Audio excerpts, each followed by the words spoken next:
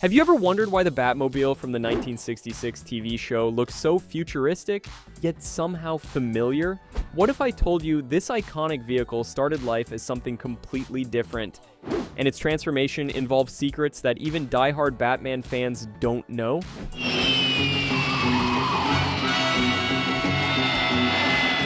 Today we're counting down 20 weird facts about the 1966 Batmobile that will completely change how you see this legendary TV car.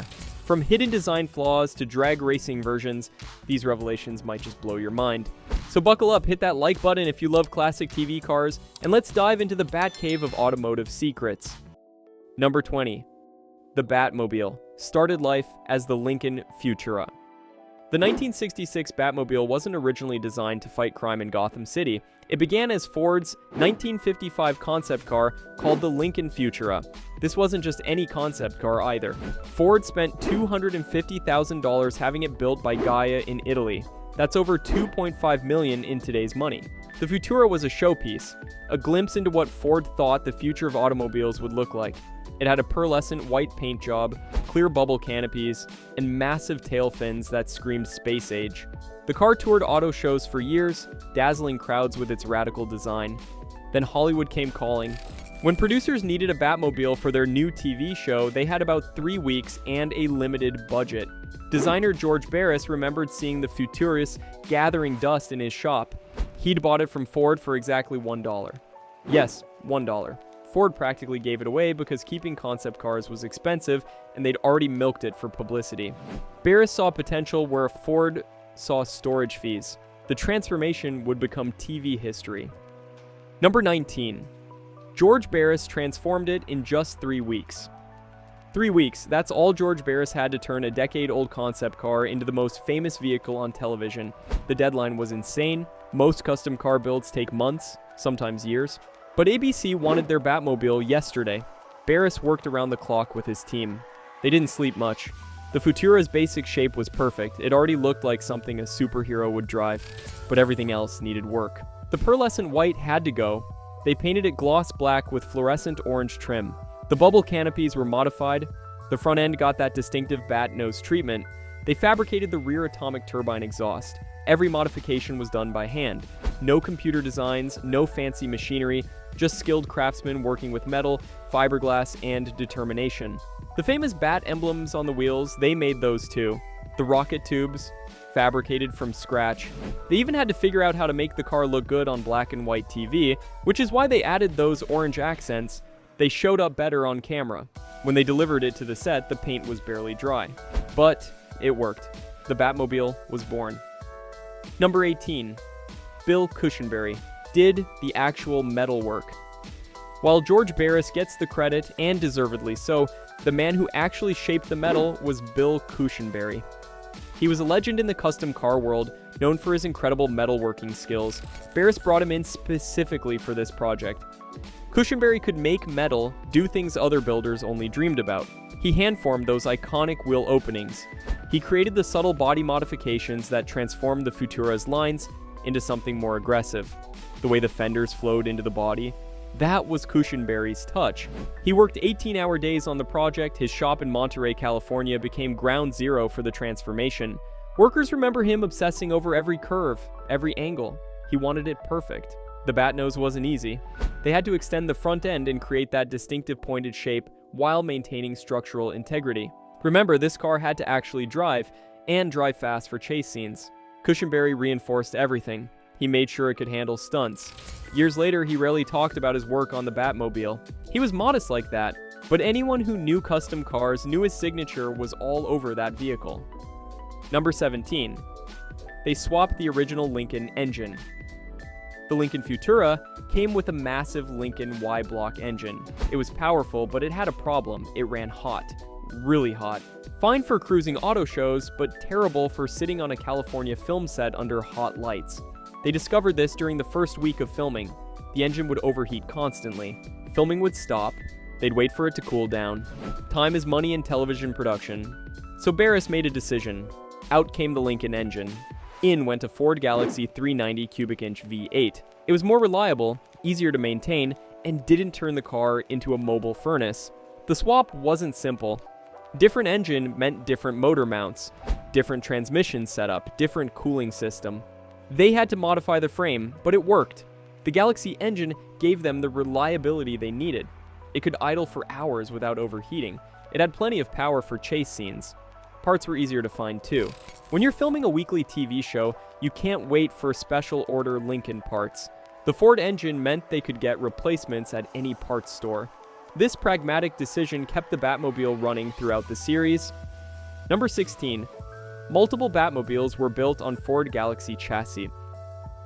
Here's something most fans don't realize about design. There wasn't just one Batmobile. After creating the hero car from the Lincoln Futura, Barris needed backups. The TV production schedule was brutal. They couldn't risk the main car breaking down. So Barris built replicas. But he didn't have more Futuras lying around. Instead, he used Ford Galaxy chassis. These were numbered 2, 3, and 4. Each served different purposes. The Galaxies were perfect donors. They were big, powerful, and readily available. Barris could buy them cheap and transform them. The fiberglass bodies he created captured the Futura's lines perfectly. On camera, you couldn't tell the difference. Each replica was slightly different. Some had functional gadgets, others were stripped down for stunt work. The engines varied too. Some got 427 big blocks for power. Others kept smaller engines for reliability. The replicas were actually more practical than the original. The Galaxy chassis were stronger. Parts were everywhere. When something broke, and things always break during filming, they could fix it quickly. These backup Batmobiles kept the show running. While one was being repaired, another was on set. TV viewers never knew they were watching different cars. Number 15. Batmobile number 3. Was never used for TV filming. Of all the replica Batmobiles, number 3 had the strangest fate. It was completed, painted, and ready for action.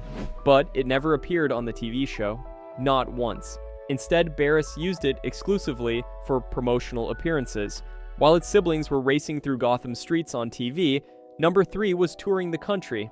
It showed up at car shows, shopping malls, grand openings, anywhere they needed a Batmobile for publicity. This actually made sense. The TV cars took a beating. Stunt work is hard on vehicles, but number 3 stayed pristine. It was the show car, the one fans could see up close. Barris made sure it was perfect. Every detail was museum quality. The paint was flawless.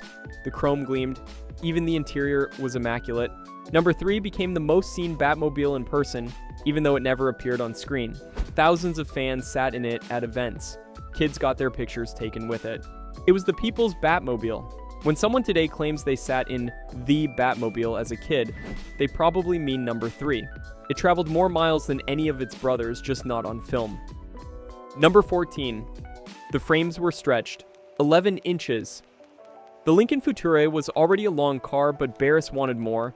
He wanted the Batmobile to look impossibly long, like it was breaking the laws of physics. So he did something radical. He stretched the frame.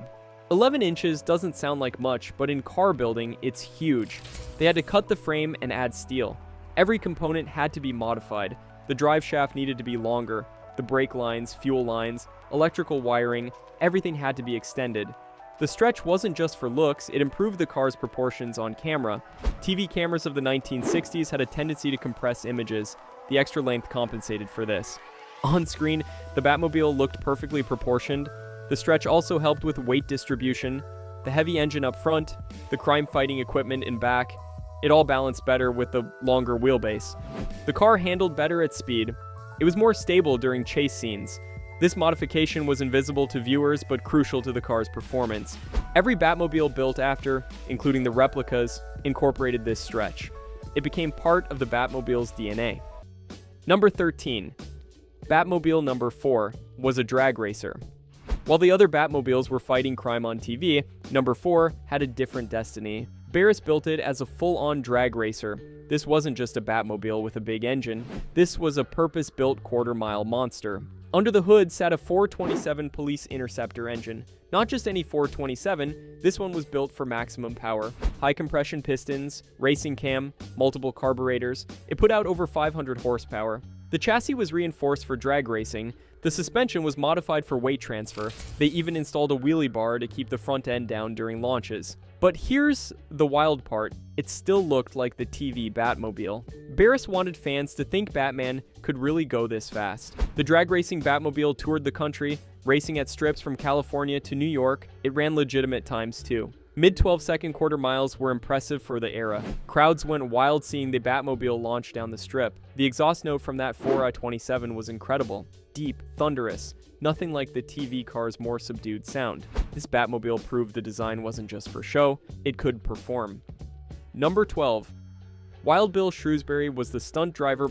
Behind the wheel of the drag racing Batmobile sat Wild Bill Shrewsbury. His name alone tells you what kind of driver he was. Fearless, talented, maybe a little crazy. Shrewsbury was already a legend in drag racing circles when Barris hired him. He'd driven everything from fuel dragsters to jet cars. The Batmobile was just another day at the office for him. But driving the Batmobile required special skills. The car was heavy. The visibility was terrible. Those bubble canopies looked cool but made it hard to see. The long nose meant you couldn't see the starting line. Shrewsbury adapted. He developed techniques for launching the big car. He learned how to feel when the tires were about to break loose. He could shift the heavy manual transmission perfectly every time. Crowds loved him. He'd do burnouts that would fog out half the track. He'd launch so hard the front wheels would lift off the ground. Kids thought they were watching Batman himself. Shrewsbury toured with the car for years. He probably logged more miles in a Batmobile than anyone else. He treated it with respect, too. After each run, he'd check everything. He kept it running perfectly. Thanks to him, fans got to see the Batmobile's true performance potential. Number 11. Number 3 was auctioned at Barrett-Jackson's Scottsdale. 2025. Fast forward to January 2025. Barrett-Jackson's Scottsdale auction, the Super Bowl of collector car events. Crossing the block was Batmobile number 3, the promotional car that never appeared on TV. The atmosphere was electric. This wasn't just any movie car. This was a piece of television history. The pre-auction buzz was incredible. Collectors from around the world flew in just for this car. The auction house displayed it prominently. Crowds gathered just to see it. When it rolled onto the stage, the audience erupted. The auctioneer detailed its history, how it was built by George Barris himself, how it toured the country for decades, how it was the Batmobile thousands of fans remembered from their childhood. The condition was remarkable. Despite decades of appearances, it looked showroom fresh. The paint gleamed under the lights. Every detail was correct. The bidding was fierce. Serious collectors wanted this piece of pop culture history. The price climbed quickly. Everyone wanted to own the Batmobile. When the hammer fell, it had found a new home. The exact price remains confidential, but insiders suggest it was substantial. The new owner got more than just a car. They got a piece of the 1960s, a symbol of an era when anything seemed possible. Number 10. It came with a certificate of authenticity and George Barris autograph. The Barrett-Jackson Batmobile didn't just come with keys and a title, it came with something far more valuable: documentation. A certificate of authenticity signed by George Barris himself confirmed this was the real deal. In the collector car world, provenance is everything. Anyone can build a replica. But proving your car was built by the original creator, that's gold. The certificate detailed the car's construction, when it was built, what it was built from, its role in promoting the TV series. Barris didn't just sign it. He included personal notes about the build, details only he would know, stories about its construction, memories from its touring days. This wasn't just paperwork, it was history. The autograph was special too. Barris had signed thousands of autographs over the years, but this was different. This was on official documentation for one of his creations. It connected the car directly to its creator. The new owner also received photos from the build, pictures of Barris working on the car, shots from promotional events, images of kids sitting in it at car shows. It was a complete history package. For collectors, this documentation was almost as valuable as the car itself. It proved beyond doubt that this was an authentic piece of television history. Number 9. The forward and tilting nose-made access. One clever feature of the Batmobile replicas was the tilting nose. The entire front section from the windshield forward could pivot up. This wasn't just for show, it was pure practicality. Getting in and out of the original Batmobile was tough. The doors were small. The seats were low. The bubble canopies made it worse. You had to contort yourself to get in. Adam West and Burt Ward became experts at the Batmobile slide. But for promotional events, this was a problem. Fans wanted to sit in the car, kids especially. The tilting nose solved this. Flip a few latches and the entire front end lifted on hydraulic struts. Suddenly, access was easy. You could step right in. The engineering was clever. The pivot point was carefully calculated. The hydraulics were sized perfectly, the nose section was balanced so it wouldn't slam down, everything worked smoothly. This feature appeared on Batmobile number 3 and some other replicas. It made tour appearances much easier. Instead of helping every fan squeeze through the door, handlers could just tilt the nose. Photos were easier too. The raised nose created a dramatic angle. It showed off the interior, fans could see all the crime-fighting gadgets. This simple modification made the promotional Batmobiles much more fan-friendly. Number 8. Early Batmobiles used black velvet paint.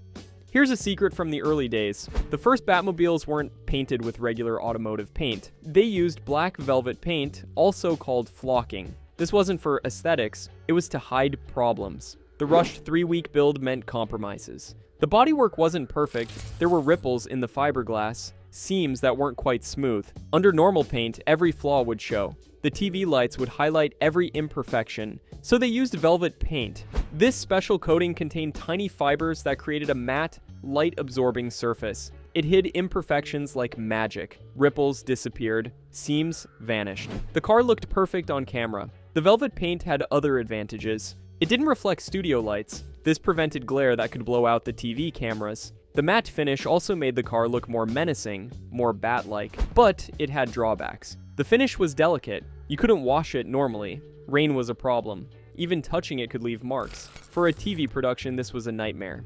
Eventually, they switched to conventional paint. Better preparation techniques meant they could use glossy black. The later cars looked better in person, but those early velvet-painted Batmobiles had a unique presence that regular paint couldn't match. Number 7. Later restorations gave them glossy black finishes. As the Batmobiles aged, they needed restoration. The velvet paint was usually the first thing to go. Modern restorers replaced it with high-quality glossy black paint. This transformation was dramatic. The cars went from matte black shadows to gleaming showpieces. The glossy paint revealed the beautiful lines Barris had created. Every curve caught the light. The orange pinstripes popped against the deep black. These weren't quick spray jobs. Professional restorers spent hundreds of hours on each car. They stripped everything down to bare fiberglass and metal. They fixed decades-old damage. They smoothed every imperfection. Modern paint technology helped too. 2-stage base coat and clear coat systems created incredible depth. The black looked miles deep. The clear coat protected everything. These restored Batmobiles could handle weather, washing, and constant handling. Some purists argued for keeping the velvet paint. They wanted historical accuracy.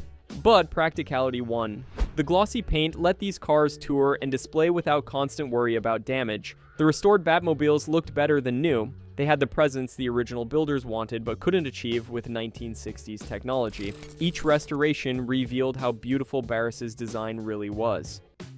Number 6. The TV Batmobile had different license plates. Watch the TV series carefully and you'll notice something odd. The Batmobiles.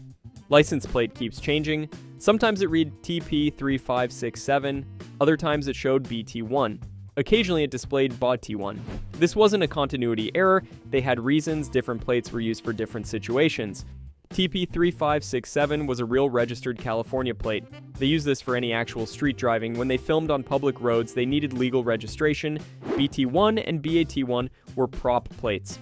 These appeared during studio filming or closed set situations. They looked better on camera. They were easier to read. They reinforced the Batman connection. The plate changes tell us something about 1960s TV production. They were making a show quickly, on a budget. If they needed to film on Sunset Boulevard, they slapped on the legal plate. Back at the studio, time for the prop plate. Sometimes they forgot to switch them. Sharp-eyed viewers can spot legal plates in studio scenes or prop plates on location. It's like a game of spot the difference. These little details make the show more interesting. They remind us this was a real production with real challenges, not just a seamless fantasy. Number 5, the steering wheel was changed. Mid-series. Another detail that changed during production was the steering wheel. The original Batmobile used the Lincoln Futura's steering wheel. It was elegant but ordinary. Not very Batman-like. Then someone had an idea. They swapped it for a 1958 Edsel steering wheel. The Edsel wheel was perfect. It had that push-button transmission selector in the center hub. It looked space-age and mysterious. Perfect for Batman's high-tech vehicle. The swap happened quietly during the first season. One episode, the old wheel. Next episode, the Edsel wheel. No explanation, they just changed it. Most viewers never noticed. But it made a difference. The Edsel wheel looked more dramatic on camera. When Batman gripped it during chase scenes, it had more visual impact. Those push buttons in the center suggested advanced technology. The wheel became part of the Batmobile's identity. Later replicas all used the Edsel wheel. It was now considered correct. The original Lincoln wheel was forgotten. This kind of evolution was common in TV production. They constantly refined things. If something worked better, they used it. The show evolved week by week. The Edsel steering wheel was just one of many improvements that made the Batmobile more iconic. Number 4. The TV version added countless gadgets. The original Lincoln in Futura was just a pretty concept car, but Batman needed crime-fighting equipment. The TV producers went wild with gadgets. Every episode seemed to introduce new Bat devices. The Bat phone was obvious. They installed a red phone prominently on the center console. It lit up for dramatic effect. The detectascope radar screen showed approaching danger. Never mind that it was just a modified TV screen. The Bat turn lever was brilliant. Pull it, and the car would execute a perfect 180-degree turn. In reality, it did nothing. The stunt was performed by the driver, but viewers believed. The Bat ram extended from the front for breaking through barriers. The Bat smoke screen obscured pursuers. The Bat ray projected from the headlights. They even added a Bat computer.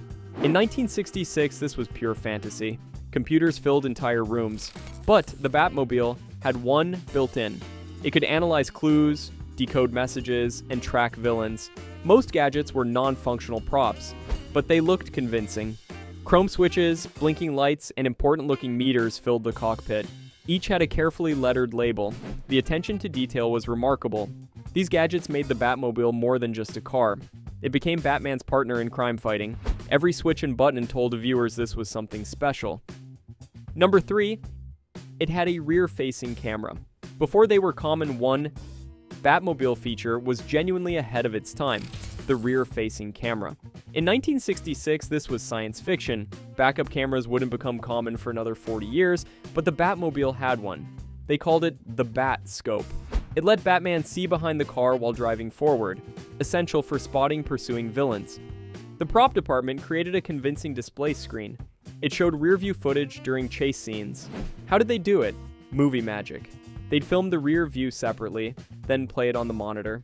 Sometimes they used a real closed-circuit TV system for close-ups. The camera itself was hidden in the rear atomic turbine. You can spot the lens if you look carefully. It was tiny by modern standards, but revolutionary for the time. This feature captured viewers' imaginations. Kids wanted rear-view cameras in their family cars. Adults wondered if such technology was possible. It seemed so futuristic, so impossible. Today, every new car has a backup camera. They're mandatory safety equipment. But the Batmobile had one first. It's another example of how the show predicted future technology. The Batscope was more than a prop. It was a glimpse into tomorrow. Number 2, the Batmobile could be driven by remote control. Perhaps the most impressive Batmobile gadget was the remote control driving system. Batman could summon the car from blocks away. It would arrive without a driver, ready for action. This blew viewers' minds in 1966. Remote control cars were tiny toys. The idea of controlling a full-size vehicle remotely was pure fantasy. Or was it? The show used clever techniques to create this illusion. For arrival scenes, they'd hide a driver lying flat in the seat. The black interior and low seating position made them invisible. The car would roll up, seemingly empty. For more complex scenes, they used a real remote control system. Sort of. They installed a second set of controls in the back seat. A hidden driver could steer while staying out of sight. The remote control prop Batman used was convincing. Lots of knobs and switches, a prominent antenna. He'd dramatically operate it, and the car would respond. They even showed the car navigating obstacles remotely. It would dodge traffic, make turns, and park perfectly. All without a visible driver. This feature made the Batmobile seem truly intelligent. It wasn't just transportation, it was a robotic partner. Today, self-driving cars are becoming reality, but the Batmobile did it first, even if it was just Hollywood magic. Number 1. George Barris kept ownership and made millions. Here's the biggest surprise about the TV Batmobile: George Barris never sold it to the studio. He was too smart for that. Instead, he leased it to them. This brilliant business decision would make him millions. When 20th Century Fox needed a Batmobile, Barris could have sold it outright. They offered to buy it. But Barris knew better. He'd seen what happened with previous TV cars. Studios used them up and threw them away, so he structured a deal. The studio could use the car for filming, but Barris retained ownership. He also kept the right to build and sell replicas, and most importantly, he kept merchandising rights. This was 1966, TV merchandising was just beginning, but Barris saw the future. He knew this car would be iconic. The gamble paid off beyond his wildest dreams. Batmobile toys flew off shelves. Model kits sold millions. Slot cars, die-cast replicas, pedal cars, anything with the Batmobile sold. Barris got a piece of everything. He also built and sold replica Batmobiles to museums and collectors. Each one commanded the top dollar. He toured the original, charging appearance fees. The car became a money-making machine. When Barris finally sold the original in 2013, it brought $4.62 million at auction. Not bad for a car he bought for $1 and modified for about $15,000. But the real money came from those decades of ownership, merchandising, and licensing. George Barris didn't just build the Batmobile, he built an empire. And there you have it. That's 20 more weird facts about the 1966 Batmobile that even the biggest Batman fans probably didn't know. From velvet paint to drag racing, from George Barris's brilliant business moves to Wild Bill Shrewsbury's quarter-mile runs, this iconic TV car had more secrets than the Batcave itself. Which of these facts surprised you the most? Did you ever see one of these Batmobiles in person? Let us know in the comments below. And hey, if you enjoyed this deep dive into TV's most famous car, make sure to like and subscribe. Hit that notification bell too, because we've got more classic TV secrets coming your way. Until next time, keep those batteries charged in your utility belt, and we'll see you in the next video.